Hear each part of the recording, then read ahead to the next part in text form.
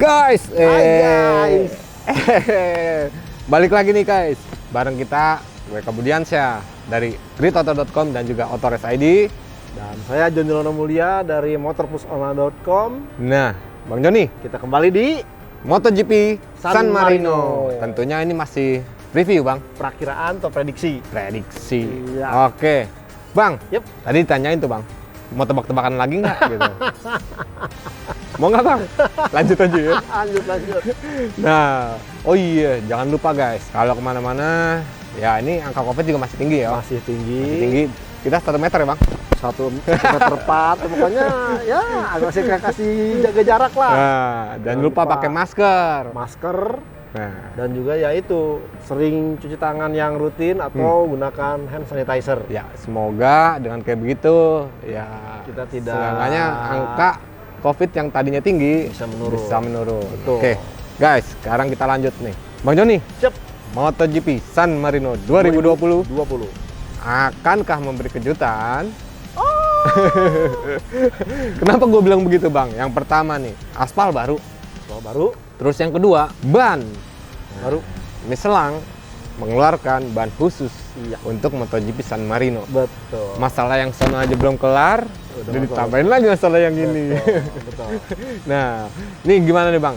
Gimana jalannya MotoGP San Marino 2020 di sirkuit Nissan? Nissan. Nah, pasti akan sangat seru sekali karena sebagai catatan ini sirkuit MotoGP Misano ini akan menggelar 2 ronde berturut-turut. Double header. Double header, satunya tanggal 13 nanti Ya. hari Minggu dan berikutnya Tanggal 20. sepekan kemudian. Ya. Dan uniknya tadi memang diungkapkan bahwa ini ada pengaspalan baru, artinya gripnya sangat berbeda dengan tahun lalu dan bahkan beberapa tim sampai bela-belain melakukan tes lagi jelas setelah Nah, Styria. Itu dia tuh, Bang. Ducati, KTM, kemudian juga Aprilia. Ya. Sementara Suzuki sudah sebelumnya di bulan Juni. Oke. Nah, yang bikin aneh adalah Yamaha nih. Nah, itu tuh, Bang. Pertanyaan besar Itu Yamaha. tuh.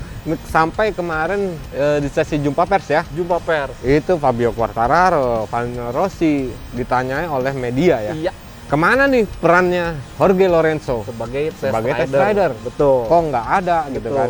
Sementara Dani Pedrosa, Pedrosa. Michel Piro, Piro. waduh, terus Kemudian Brad Aprilia, Smith, Aprilia ya, nurunin pembalap regulernya. Nah, Nah, seenggaknya mereka akhirnya jadi punya data. Sementara Yamaha, Yamaha. Lorenzo-nya kemana? Itu menjadi pertanyaan besar tuh, Betul, Bang. betul. Gimana tuh menurut Bang Joni itu? Ini saya rasa menjadi blunder juga karena memang sebenarnya ini permintaan Valentino Rossi 2 musim terakhir. Oke. Bahwa dia butuh test rider yang kompeten dan Oke. kemudian Dean Jarvis ya kita tahu awal tahun kemarin dengan Ya. kejutannya Yamaha tak hanya mengontrak Viñales, Quartararo dan bahkan menjadikan Jorge Lorenzo sebagai test Test ridernya. rider. Cuman itu tadi sepertinya kondisi COVID ini membuat Yamaha pusat atau Yamaha Motor Corporation di Jepang agak kesulitan karena mereka pun terkendala lockdown, Oke. ada pembatasan untuk keluar negeri. Ya. Sementara motor semua itu kan datang Dari Jepang. dari Jepang, dari Oke. markasnya di Iwata. Nah, Ya. ini menjadi problem. Sementara kalau kita tahu bahwa Jorge Lorenzo sebenarnya bukan tidak serta-merta makan gaji buta Ya, atau ya. gabut. Dia sempat juga waktu kemarin MotoGP seharusnya diadakan di Qatar, dia sudah sempat nongkrong di Qatar untuk Ya. melakukan istilahnya siap-siap melakukan Uji coba ya. yang nantinya di sirkuit Eropa. Ya. Tapi lagi-lagi kondisi COVID. Nah, dan juga kelihatannya bahwa kondisi yang kita namakan tes tim Eropa Yamaha ini belum siap 100%. Karena ya kalau seandainya mungkin benar disiapkan yang namanya tes tim Eropa, Ya, ya. mestinya ada markasnya. Nah, itu dia. Galbusera sudah mulai mungkin berperan dan Ya. juga mekanik-mekanik Yamaha yang di tes tim ini Ya. udah mempersiapkan diri. Nah, ini sama sekali nggak ada dan faktanya ya muncul pertanyaan dan uniknya lagi pada saat ditanyakan media, Valentino Rossi malah balik bertanya. Nah, itu itu dia. yang akan saya tanyakan juga ke Yamaha. Jadi kalau judul lagu tuh Apa tuh? answer question with the question gitu. Lagu lama tuh, Lagu Bang. lama, lagu tahun 60-an. Lagunya bokap kali itu ya. Angkatan bapak gua. Aduh. Jadi memang problem buat Yamaha meskipun akhirnya Fabio Quartararo dan Valentino Rossi mengaku optimistis karena Ya. kondisinya agak berbeda dengan di Red Bull Ring Ya. yang notabene memang sirkuitnya cukup pemanjangan kecepatan dan top Ya. speed. Tapi di Misano ini sepertinya sangat klop dengan Yamaha. Oke, karena ya tadi tikungannya ke kanan 10, ke kirinya 6. Nah, kemudian agak sempit juga dan Nah. ya banyak tikungan cepatnya juga. Nah, jadi setidaknya walaupun nggak mempunyai data gitu ya Bang ya, Betul. mereka sedikit lebih optimis. Ya, Tapi ya itu tadi, iya. digadang-gadang, tapi hasilnya belum tahu kan. Betul. Karena betul. faktornya banyak kan Bang. Siap. Selain aspal, ya itu tadi ban baru. Dan baru, Nah, ban baru ini sebenarnya lebih soft ya, betul, lebih soft dari yang sudah ada. sudah ada. Tapi kendalanya adalah ya tadi ini nggak semua orang udah bisa langsung mau pakai.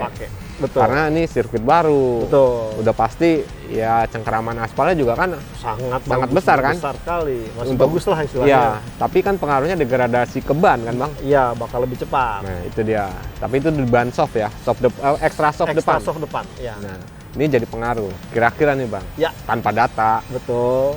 bukan sebenarnya bukan tanpa data ya. Ya ada data yang Ada data lama, tapi ini harus kondisi baru. Kondisi baru. Nah, Ya.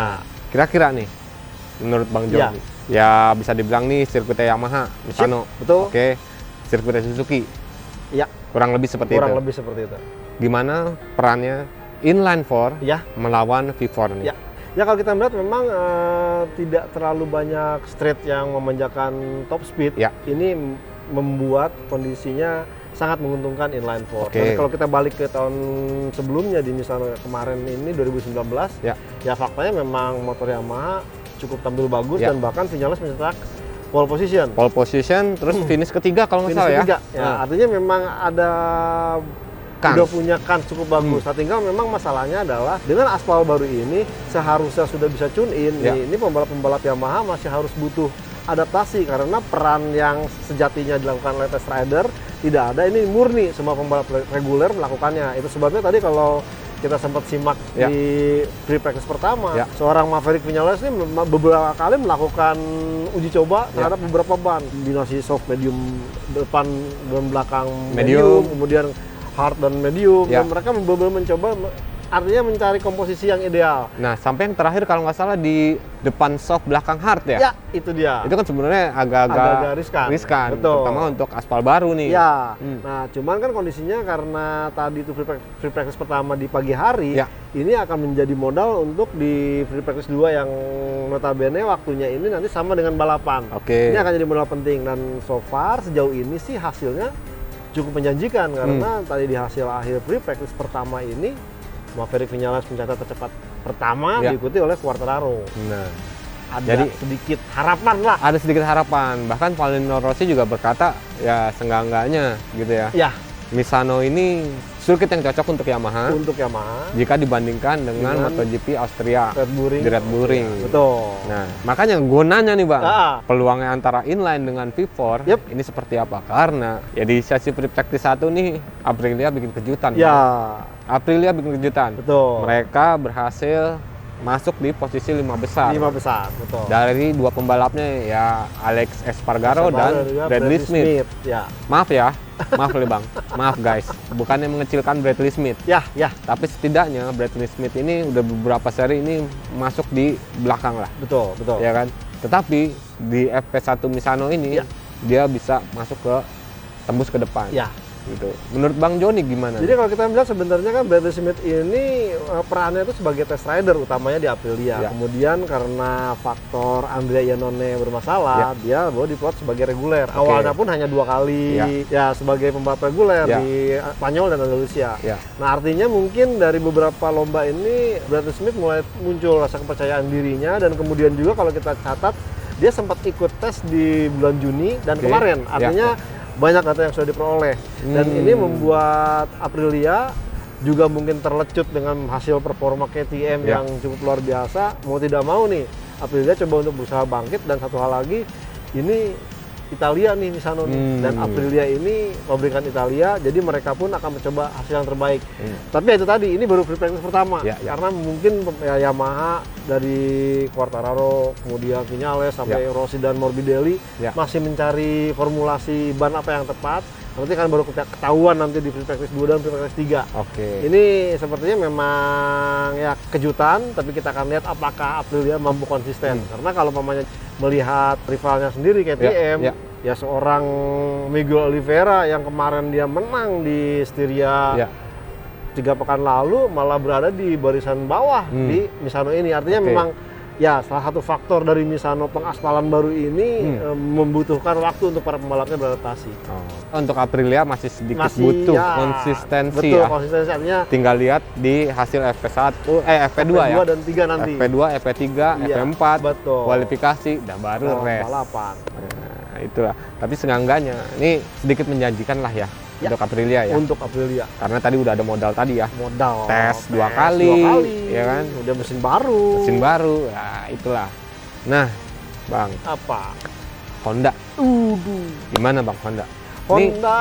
Kuclo loh Bang. Ya. Kuclo di FP1 itu menggila. Padahal kita baru tahu nih, baru arempam operasi selesai. Padahal dia tangan kiri Skapoid, ya. Iya, skapoid belum sembuh. Tiba-tiba armpam. Iya, sampai dia menunjukkan gambarnya tuh bikin ngilu dan merinding. Di black begitu. Iya, udah kayak apa tahu. Ya mungkin sebenarnya Crutchlow ini memang terkendala dengan kondisi stamina dan fisiknya karena meskipun dia bilang tuh ya membutuhkan istirahat, tapi kondisinya faktanya di saat ini MotoGP nanti ini berlangsung 9 ronde dalam 11 pekan. Artinya akan hanya jeda seminggu. Balap lagi 3, ketemu lagi 3. Artinya memang fisik sangat bakal dikuras. Dan satu hal lagi ya harapannya sih pembalap-pembalap yang sehat ini harus belajar nih melihat Crutchlow yang notabene cedera. Ya artinya jangan sampai mengalami insiden atau cedera atau apapun karena 9 race mulai dari San Marino sampai nanti terakhir di Aragon ini sangat menuntut fisik. Dan kalau Crutchlow sendiri ya bukan saya mengecilkan, memang dia punya determinasi tinggi dan bahkan dijuluki The British Bulldog. Cuma dengan kondisi dia ya scaphoid yang belum juga sembuh, kemudian ditambah dengan arm pump, ya setidaknya mungkin ya akan bikin kejutan di free practice, tapi tidak demikian di balapan karena balapan ini kan berlangsung cukup lama, 27 lap juga, menguras tenaga dan bahkan beberapa ya kita tahu ini butuh tikungan cepat dan juga ada hard braking. Artinya benar-benar fisikal Crutchlow ini akan istilahnya diobrak-abrik di balapan nanti. Berarti setidaknya untuk Honda masih mengandalkan Nakagami lagi nih Bang. Nakagami is the man. Karena ya itu tadi Bradle terus Alex Marquez ini masih apa ya, secara catatan waktu juga kan masih kurang ya. Sementara Nakagami udah mulai kelihatan ya. Udah mulai kelihatan bahkan bertarung sama Rossi nih. Tadi dia bikin Rossi turun ke paling 11. Jadi untuk Rossi sendiri belum aman lah untuk bisa langsung lolos ke Q2 nih. Modalnya ya harus di free practice 2 nanti dan free practice 3. Nah, Bang. Ini menjadi lucu nih. Aspal baru. Betul. Ya kan. Tapi seperti yang kita lihat tadi. Ini ada sedikit bumpy nih. Itu di tikungan 3 ya? Ya, sampai kejadian di Jack Miller. Sampai Jack Miller datang ke pedok langsung bilang goyang-goyang. Ini nih sepertinya memang mungkin tidak keseluruhan di resurface, tapi ada beberapa bagian yang memang dirasa sudah mulai mengurangi bumpy-nya. Dan mungkin nih sebelum-sebelumnya yang tikungan 3 ini bukanlah persoalan utama. Makanya Misanonya tidak mengaspal keseluruhan. Nah, artinya mungkin di tikungan 3 ini akan menjadi hal yang krusial buat para pembalap. Karena kalaupun pamannya kita lihat tadi, bukan yang di bagian dalam loh, yang agak bumpy. Karena tadi Miller memang agak cukup luar. Dan mungkin pembalap harus bisa mengambil racing lainnya di tikungan 3 ini agak lebih ke sisi dalam. Tapi ketika fight kan otomatis harus ada yang keluar kan? Betul. Nah ini sial-sialnya keluar aja nih. Kalau ada pembalap yang udah bisa di sisi dalam. Yang paling tidak, ya jadi perhatian nih buat seluruh pembalap. Ya dengan tadi di free practice pertama, Crutchlow mengalami sektor di tikungan 3 yang agak sedikit geol-geol. Yang ya kalau mamanya mungkin tidak dalam kondisi sigap, malah bisa mengakibatkan low side ataupun high side. Nah ini jadi mau nggak mau nih ya. Tikungan 3 ini juga ada di titik krusial. Jadi buat pembalap waspadalah. Kita nggak bisa kasih tahu ya. Buat pembalap karena dia udah ngalamin Bang. Ngalamin betul. Fabio Quartararo, terus Jack Miller, betul. Ya, seenggaknya banyak faktor nih. Tapi seenggaknya bagi terutama Valentino Rossi, Morbidelli, Francisco Bagnaia yang akhirnya is back. Nah, ini menjadi home race nih Bang ya. Petrucci dan Dovizioso ini home race. Betul. Tapi kalau untuk Dovizioso dan Petrucci itu home race-nya karena ya ini MotoGP Italia kan. Bukan itu aja, karena markas si Ducatinya satu provinsi dengan Misano, Oh. Emilia Romagna. Makanya nih sampai ada titelnya sesuai dengan sponsor Ducati. Ya. Dan uniknya di motor Ducati karena si sponsor utamanya ini jadi titel sponsor diganti di motor MotoGP-nya Ducati. Nah, kita lanjut ke prediksi nih Bang. Oke. Kira-kira podium 1, 1, 2, 3. 2, 3 Saya sih gregetan sama Maverick Viñales nih. itu Di pertama, biar pecah telur. Oke. Karena tadi beberapa gerakannya ya cukup impresif. Ya. Waktunya memang cukup bagus. Kedua, Oke. Quartararo. Ini yang ketiga nih agak menyulitkan karena masih belum kelihatan. Ya mungkin Pol Espargaro nih diam-diam. Pol Espargaro Iya, ya. di posisi ketiga. Kenapa Pol Espargaro Bang? Ya Pol Espargaro tadi dia melakukan beberapa kali menunjukkan dia mampu bersaing tidak hanya mencuri angin, Oke. tapi juga sendiri. Ya. Ya kemungkinan dia mungkin mencoba untuk lebih cool, artinya tidak berusaha Nggak terlalu agresif kayak biasa-biasa gitu ya. Tidak ingin menunjukkan, tapi cuman ah. dia mungkin akan berusaha di balapannya nanti. Oke. Jadi saya memperkirakan Pol Espargaro bisa lah. Oke. Kalau untuk yang tuan rumah Tuan yang rumah rumahnya cuma 10 km dari final sirkuit. sih sebenarnya pengen 4 lah mungkin. 4 ya? Ya kalau Pampe bisa tembus podium, asalkan dia udah bisa menemukan masalah pemilihan bannya, saya yakin 4 atau podium bersaing dengan Pol Espargaro bisa lah. Oke. Kalau gue sedikit prediksi untuk menanggapi yang tadi Bang Joni podium ketiga nih, Pol Espargaro. Iya. Menurut gue itu ada kemungkinan Bang. Oke. Karena kenapa? Di seri tahun lalu ya, Tahun lalu 2019 di Misano, ya dia masuk di top 3 lah. Ya. Untuk di sesi kualifikasi. Betul. Nah, itu 2019 dengan motor yang istilahnya masih belum ada sentuhan bangetnya Dani Pedrosa lah. Masih tubular sasis loh. Yang besi tubular sasis, bukan yang sekarang V-shape Nah, itu dia. sasis. Senggangannya dengan motor yang dulu KTM RC 2020 ya jauh lebih wow. jauh lebih wow lah. Senggangannya KTM mungkin punya peluang. Punya peluang. Kalau gue ya, entah sih. itu melalui Pol Espargaro, Brad Binder, Miguel Oliveira, antara 3 itulah. Kalau Iker Lecuona masih agak belum lah. Masih agak kesulitan. Tapi dari 3 ini nih Bisa. itu bisa tuh. Oke. Oke guys, itulah dia. Jangan lupa Apa? buat yang menyaksikan ini untuk subscribe, Iya. posting komen juga, Ya. ajak temen-temennya buat subscribe. Cek. Orang tinggal klik doang ya Bang. Iya, cuma tinggal klik doang dan jangan lupa itu Tombol lonceng aktifkan ya. tombol lonceng untuk mendapatkan Oke. update terbaru dari kanal Autorace Siap. ini.